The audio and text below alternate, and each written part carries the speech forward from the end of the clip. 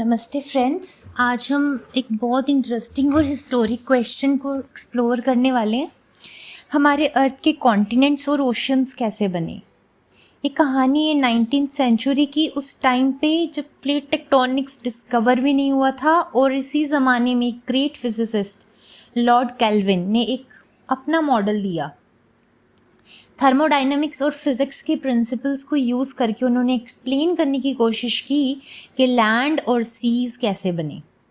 And friends, ये theory कहलाती है कॉन्ट्रैक्शन थ्योरी।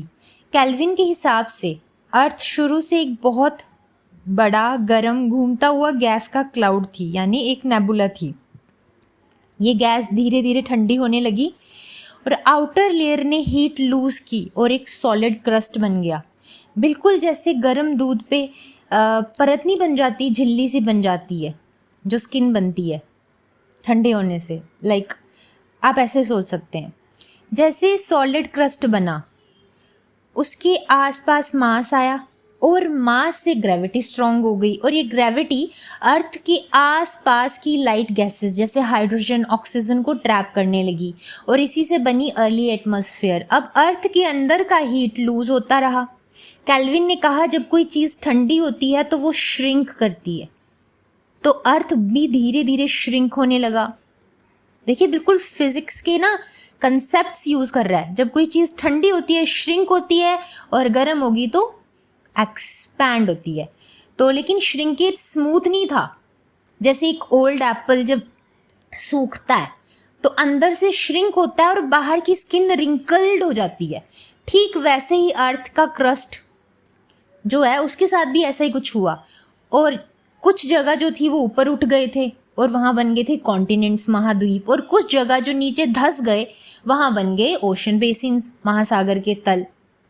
अब अगला क्वेश्चन आया कि ओशंस कैसे बने, ओशंस का बर्थ एक्सप्लेन कीजिए केल्विन साहब। तो उन्होंने इस क्वेश्चन का जवाब दिया, जी मैं बताता हूँ पानी कहाँ से आया। तो केल्विन के मुताबिक एटमॉस्फेयर में हाइड्रोजन और ऑक्सीजन जो गैसेस थी वो कंबाइन होके वाटर वेपर बने, कंडेंस होके क्लाउड्स, और फिर बहुत सालों तक लगातार बारिश हुई और ये सारा पानी ग्रेविटी के इफेक्ट से नीचे की तरफ फ्लो करके ओशन बेसिन्स में भर गया और हाई रिंकल्स ड्राई रहे, वहीं बने कॉन्टिनेंट्स। और फ्रेंड्स, ऑनेस्टली 19th सेंचुरी के हिसाब से ये एक बहुत ही सिंपल, एलिगेंट और फिजिक्स बेस्ड एक्सप्लेनेशन था। सिर्फ कूलिंग, श्रिंकिंग, ग्रेविटी और वाटर फ्लो यूज़ करके केल्विन ने पूरा अर्थ एक्सप्लेन करने की कोशिश की। लेकिन फ्रेंड्स, इसमें कुछ प्रॉब्लम्स और इश्यूज हैं जो हम डिस्कस करते हैं। क्रिटिसिज्म क्या है इस थ्योरी का? सबसे पहले स्टैटिक अर्थ प्रॉब्लम। केल्विन के मॉडल में अर्थ स्टैटिक है, सिर्फ वर्टिकल ऊपर नीचे मूवमेंट होती है, लेकिन मॉडर्न साइंस ने दिखाया है कॉन्टिनेंट्स हॉरिजॉन्टली भी मूव करते हैं। ये है कॉन्टिनेंटल ड्रिफ्ट और प्लेट टेक्टोनिक का core idea. And second issue, geomagnetism evidence. 20th century में ओशन फ्लोर मैपिंग से साइंटिस्ट ने मैग्नेटिक स्ट्राइप्स डिस्कवर किए। ये स्ट्राइप्स जो थे सिमेट्रिकल थे दोनों साइड्स, मिड ओशन रिजेस जो हम पढ़ते हैं, अटलांटिक रिज है ना जो एस शेप्ड है, mid Atlantic ridge, Mariana trench वगैरह जब हम पढ़ते हैं, तो इसका मतलब था कि नया क्रस्ट बन रहा है और साइड्स में पुश हो रहा है, यानी कि क्रस्ट बन भी रहा है और डिस्ट्रॉय भी हो रहा है, डिस्ट्रक्ट भी हो रहा है, कंस्ट्रक्ट भी हो रहा है, यानी सी फ्लोर स्प्रेड हो रहा है। तो इसने प्रूव कर दिया कि कॉन्टिनेंट्स ड्रिफ्ट करते हैं, जो केल्विन ने श्रिंकिंग मॉडल को रिजेक्ट कर दिया था। रेडियो एक्टिव हीट, तीसरा इशू अब हम डिस्कस करने वाले हैं, radio active heat. Friends, kelvin assume करते हैं कि अर्थ सिर्फ अपना ओरिजिनल हीट लूज कर रहा है, लेकिन मॉडर्न जियोलॉजी ने दिखाया कि अर्थ के अंदर रेडियो एक्टिविटी है। Radio active elements uranium, thorium, potassium heat generate करते हैं।